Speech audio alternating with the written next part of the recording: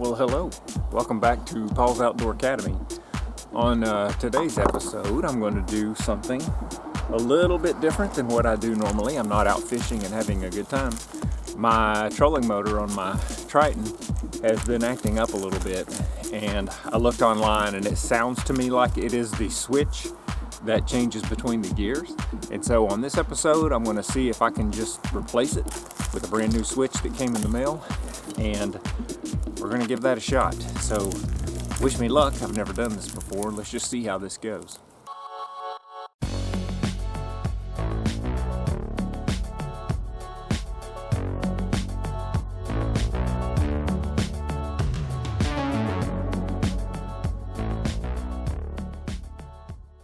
So first off, let me tell you what trolling motor I have. This is a Minn Kota. It is an Edge, and it is a 24 volt, 5-speed, 70-pound thrust trolling motor. This trolling motor was purchased brand new with my boat in 2019, in the fall of 2019. So it's not very old, it's less than 2 years old. But here are the symptoms that I'm experiencing. I'll be trolling down a bank fishing, and I normally have speeds 1, 2, 3, 4, and 5, and 1 is you really aren't even moving, 2 you're barely moving, 3 is a good trolling speed to troll around, fish a bank, and then 4 and 5 are usually just too fast. So what I notice is all of a sudden, even though it's in 3, when I push the pedal down, it is running on what I would call like the very first speed. And I switch it from 3 to 4, and it is running on the 5th speed, the highest speed. And then I switch backwards to 2 and 1, and those are both equivalent of about 2. And so I go from 5 speeds down to either 2 or 3 speeds. This has happened 2 or 3 times to me lately.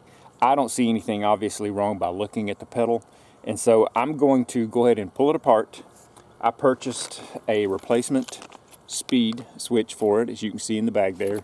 I purchased this online, and so I'm just going to replace it. It wasn't extremely expensive. I think it was about $24, and I'm going to go ahead and try to do this myself and just see if that fixes it. If it doesn't, I'm actually going to go take it and see if I can get it repaired under warranty, because I do still have a warranty left on this particular trolling motor. Let's get started. I have not done this before, so I don't know what I'm going to get into. I actually went ahead and put it down as if it were in the water, because that's going to make it easier for me to move this around the way that I need to.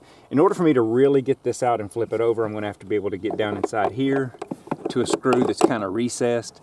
And I'm already seeing that it's probably going to be best if I take this pad out right here that, you know, has a cup holder and you can hold some utilities there. Of course, I don't know what your boat looks like, but mine's full of whatever I use the most.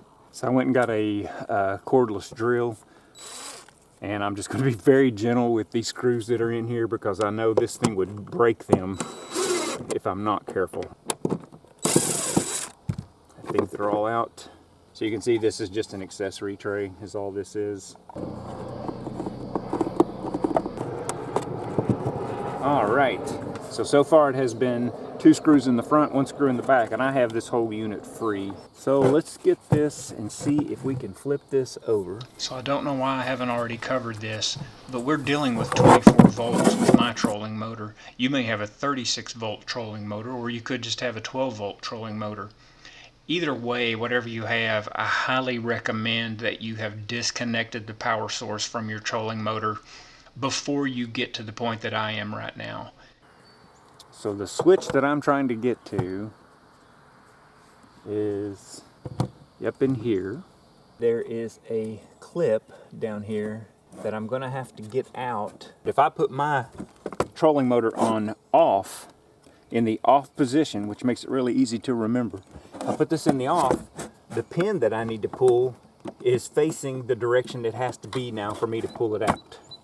So I was able to pull this out very easily. Hopefully you can see it's one of those little weird keeper keys. Now I'm going to show you what I'm looking at. This pin, it's an E-clip, Paul. E-clip. Was right here, and when I moved the switch to the off position, it came to this side of the pin that you need to pull out, put itself in the perfect position. So all I had to do was lift it off this right here. So I pulled that out. Then you can see this nut that's moving right here. And so now I've got that loosened with the wrench. The next thing that I'm going to have to do it looks to me like, is get the, I'm gonna have to pull this knob off in order to get the switch to come up out of here. So what I ended up doing is, even once I had the little keeper key or keeper washer off the backside, I could not get this loose with my hand. So I just took 2 screwdrivers and I put them in underneath this, and I just twisted. And when I did, it broke loose the connection from the dial to the silver shaft, and this came out. It appears, now that I'm looking at this, like it can only go one way. So they're gonna do you a big favor by putting a flat line on the, this is flat on the bottom of this switch, so this will only go one way. So that's gonna make your life a lot easier. So I've got that off. I already had the switch loose, and now you're probably starting to be able to see the switch popping out here. I'm wanting to see the switch as best I can. So, okay. So I see several places on the back side of the switch. Let's flip it over this way so that you can see it. So I think I'm beginning to see what my problem is. I've got a short right here. I have got a wire that has gotten very hot and has shorted out. Well, that is just not good at all, folks. So now we've got bigger issues. Oh man. So let me see if I can show you what I'm looking at. So here is what I just found. If you can see down in here, look at this. I have a short.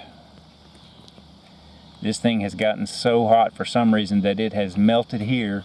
This is a black and red wire, and here's a yellow wire, and they are shorted completely together. They're almost soldered together right here because they've gotten hot and melted together.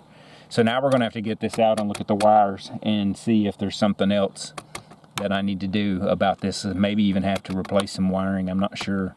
So let's get this out and see. I'm gonna make a mental note that red and black go on the plus of this switch, red and black on the plus, and then there's an R on this, and I'm going to put that over here. That's just must stand for red, so I'm going to put that right over here.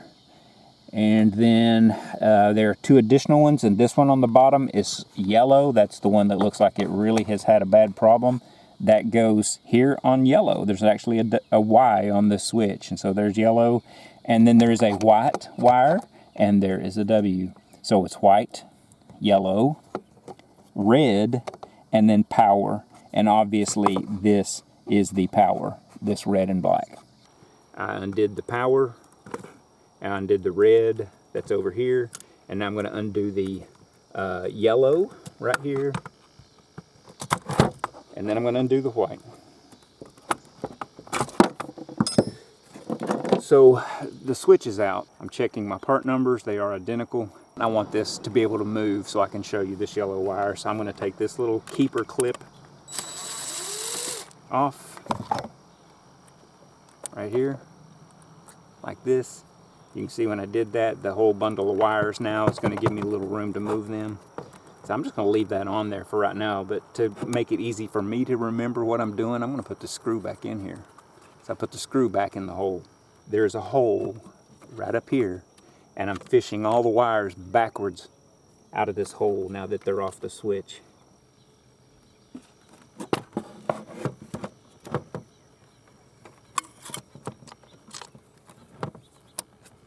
There's one thing I do like, and that is there's some extra cable right here.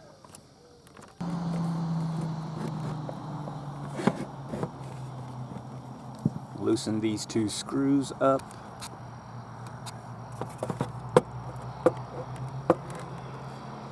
Right here.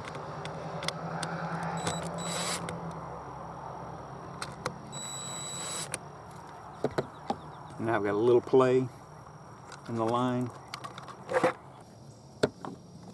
I'm going to use a regular screwdriver. I don't recommend an impact wrench to put your screws back in. Taking them off, I'm okay with. Putting them in, I'm not. So all I was doing was I loosened this to put, because there's a little extra wire that I'm able to snake through. And because I have a little extra wire, I think I am going to cut this off and completely completely redo the hot wire. I want to clean this up first off and give myself a good section of new wire. So I'm going to cut this back to here. All right. So I've waited until the next day to start working on this again. And what I decided to do, I really want to cut this and get away from this. I went to AutoZone and I found a couple of different types of connectors. This one, I believe it's called a crimp connector. And I do have a crimper for this. The problem is to find one big enough that would fit this wire, which I think this wire is about an 8 gauge wire. They had 1210, and so I'm going to try one of these 1210s on it and see if that will do the trick. And it is the kind that you're going to crimp on. It's just not exactly the same kind this is. This is heat shrinkable, and I'll probably use a heat gun once I get it on here and just really try to make it look as close to what they have as I can. We're going to start with the yellow wire, and I'm going to go to these. I managed to find, I don't know if you recall what this looked like, but this white wire has one on it. It's called a 90-degree or right angle jacketed connector, where the jacket goes under a little crimp and the wire is actually crimped up inside this metal right in here. And then it's just a spade terminal. So it's a spade terminal at a right angle, or a spade terminal 90 degree, or whatever you want to call it. And it's the female end. So the closest I could come to that, which is actually pretty close, is one of these, which is a 90 degree or right angle crimp connector, a female quick disconnect connector.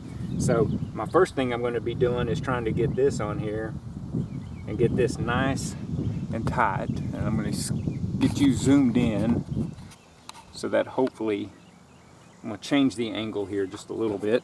Alright, so this looks like I need to strip, looks to me like I need to strip wire on down to maybe an additional 1/4 of an inch. Okay, so now I'm going to hold that up to my terminal and see how this looks. That looks pretty good. I could even go just a little bit higher, it looks like. It doesn't really say much about how you use this on the box, but what I figured out is that it's covered in this plastic cover and the very top of this pops loose.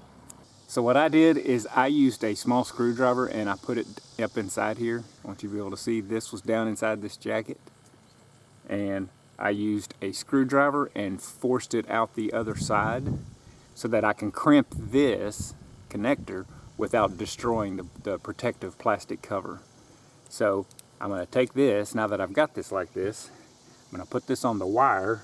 Okay, so I've got that on the wire first, like this. And now I'm going to take care of crimping this. So what I'm going to do is I fed that up through there like this to right there. I can see my wire right here. Okay, so this is what I have. Plastic down on the line. Here's the crimp thing. It's just kind of dangling here. I've got the wire stripped. So I've got a couple of different types of crimpers.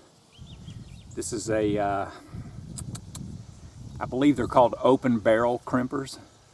I've used this on another project or two. These are really neat when you have the correct connection for them, because they will pinch this down. It will look factory when you are done with it. This is the type of crimper right here that those pliers are actually meant to work with, is this, where you have the jacket pinched in between the wire like that, and it will make this connection for you beautifully every time. I'm going to just kind of adapt those to using this. I'm going to take the smallest one of these I see here and try smashing this. Hopefully you can kind of see what I'm working towards here. And so what I've done is I've crimped that all up and down through here. It's fairly tight, but now I really want it tight. And so I'm going to use the far end of this is the kind that will just smash without cutting. I don't see this going anywhere. It's looking a lot more factory-like to me. And when I put this down in here, okay, so you can see what I end up with here. Like this, and then this just clamps back on. Like that. And I feel pretty good. I feel pretty good about this one. This is how it looks in the end, which is very similar to the factory look and feel. Looks pretty similar to this. This is one that they did compared to one I did. Now this guy, and so I'm going to try one of these 1210s on it.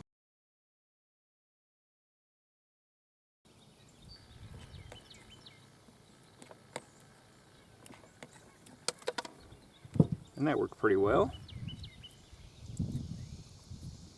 And that's the goal, is to get that up in here like this, and then to smash the ever-loving daylights out of it.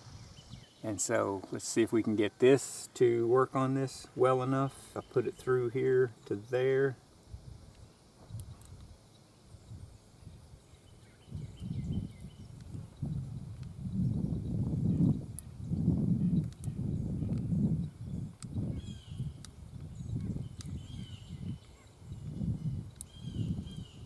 So now the difference between this and the factory is, you can see the factory one had a bend in it that I honestly, by looking at it, I think all they do is just take this and they bent it up is all they did. It's just a little bit of an angle. All I'm trying to do is kind of match their angle, and that is really, really close. And let's use heat. And we don't want to go crazy. We don't want to melt the jacket, but we do want to see. Let's see if we can watch this. See if I can get you so close that you watch it actually happen. I'm going nice and slow. I'll turn this up a little bit. There we go.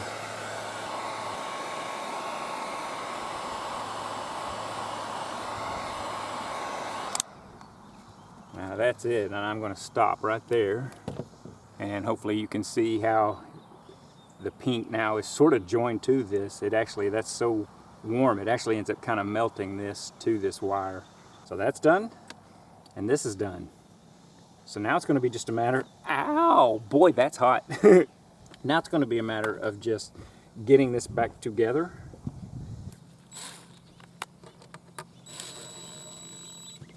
Getting it started with that, I'm okay with. But I am going to finish with the screwdriver because that's just too much torque. All I'm going to do is the final little clamping down there with this. I've got this now. You can't see, but I fed through about 1 inch of wire.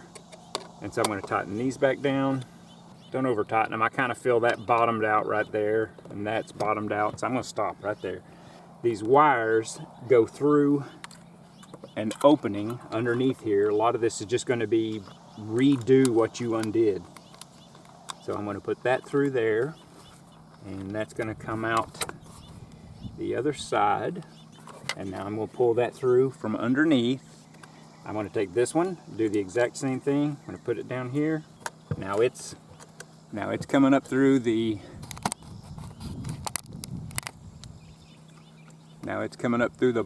bottom. You can see if I flip this way, hopefully it's coming up through here. I'm going to put it in that same opening like this, and finally the hot, and I'm going to feed that through as well. And now it is time to put the switch back in place. And if you will recall, I had remember, this will only go on one way, and I took this out with the off button upright. So I think this goes just like this. Back inside here is what we're aiming for. So I'm going to take this. I've got the new nut on here. There's a washer on the back side. You can see there are 3 things: a nut, a little tabbed washer, that kind of locks into place, and then a smooth round washer. You see this piece of plastic right here that my screwdriver's touching, this and this, and there's the hole that the switch comes through. When I'm saying inside and outside, I'm talking about this piece of plastic. And here's the switch. The nut, hope you can see the nut, and this little tab washer thing are going to go on the outside of this piece of plastic. And that smooth washer that's on the inside, this smooth washer, is going to go on the inside right here. That's what helps lock this into place. Alright, so I'm going to take this switch, and now I'm going to start doing some connections while it's out to make it easy. And so white goes to white. Here's yellow. On yellow, it's my new yellow. Power is here. Red is going to go here, like that. Okay, so we've got, I'm calling it pink, but they're calling it red. The red to the red, red to the R, the black and red to the plus, white to the W, yellow to the yellow mark. It's a Y. And then this has to come back in here. And then this will go like this right here. Like that. Let me get you a close look at what we've done. We've got the switch in here. The hot is forward. The plus with the big red wire and black, red and black wire are to the front of the switch up here. And then the yellow and the white are in the rear. The rear of the switch is where the yellow and white are. And then now you can sort of see what I was talking about, how this goes back together with the nut here. That little locking plastic sort of locks into plastic, and then the washer is behind this piece of plastic, like that right there. And so what we're going to do is you're going to tighten this nut right here, right? And you're going to have to push this knob on until this little slit right here, that's where this locking washer goes. This little lock washer, or whatever you want to call it, I don't know technical terms, but that little lock washer is going to go in this little slit, but it has to be on this side. You're going to have to press it in until it's on this side of this plastic. Okay, I've got a 9/16 wrench, if I have not already told you that is just barely going to fit in here. And what I'm going to do is just sneak in here just a little bit at a time and start tightening this down. Okay, so now that the speed control has been pressed in as hard as I could press this in, you can see that the keeper washer here, I can't think what they're called, I'll look it up, is ready to go in, and it is behind this plastic wall. That's what's going to keep this from popping off, and it's going to help keep this in place as well. So all I'm ready to do is push this back down into this little slit, and again make sure it is behind this plastic wall, not in front of it. Put it behind it. As you can see, it's going to go behind it right there. So all I'm going to do is use a pair of needle nose pliers, and I'm going to push that into position. Okay, so that's back together, and that's done. Okay, I'm going to line this back up with the holes where it was screwed in originally, pretty much right where it was to start with. Just, you know, not all the way. Okay, and then I'm going to rotate the forward like that, and I can see the one in the back is lined up. I'm going to drop him down in here, and now I've got this nice handy long extension to help me to get to this. I'm not going to over tighten this. I suggest you be very careful because this is plastic. What happens when you over tighten the two? You're going to crack plastic, so don't do that. And I'm going to rotate this like this to help me to get back in here to this. And that just bottomed out. And that just bottomed out. So that's it. That's done. I didn't even need to take this off. Once again, I'm going to line that up with where it was originally. My final tightening with this.